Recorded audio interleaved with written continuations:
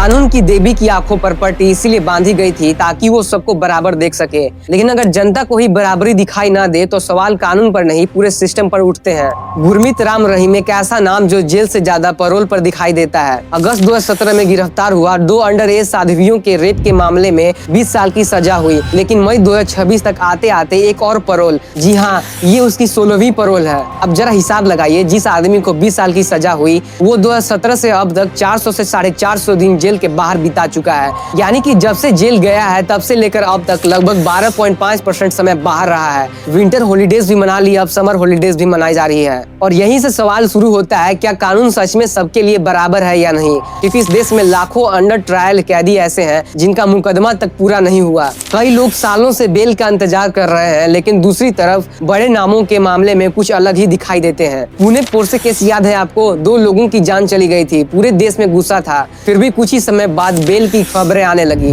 अब मैं ये नहीं कह रहा हूँ कि पैरोल या बेल गैर कानूनी है, कानून इसकी इजाजत देता है, लेकिन सवाल कानून की किताब का नहीं है, सवाल न्याय की भावना का है। क्योंकि आम आदमी कोर्ट के चक्कर काटता है, तारीख पर तारीख सुनता है, और वहीं ऐसे लोगों को बार बार राहत मिलती दिखाई देती है, तब जनता के मन में सवाल पैदा होता है। सबसे इंटरेस्टिंग बात पता है क्या है? सरकार से सवाल पूछ लो, मीडिया से सवाल पूछ लो, नेताओं से सवाल पूछ लो, लेकिन जुडिशरी पर सवाल उठाओ तो लोग अचानक से अनकंफर्टेबल हो जाते हैं। जबकि डेमोक्रेसी में किसी भी इंस्टीट्यूशन से सवाल पूछना गलत नहीं होना चाहिए। आज बहस सिर्फ गुरमीत राम रहीम की पैरोल की नहीं है, बहस इस बात की है कि क्या इस देश में न्याय सबके लिए एक जैसे दिखाई देता है। क्योंकि अगर जनता का भरोसा बराबरी से उठ गया तो कानून की किताबें तो बच जाएंगी, लेकिन न्याय पर विश्वास खत्म हो जाएगा।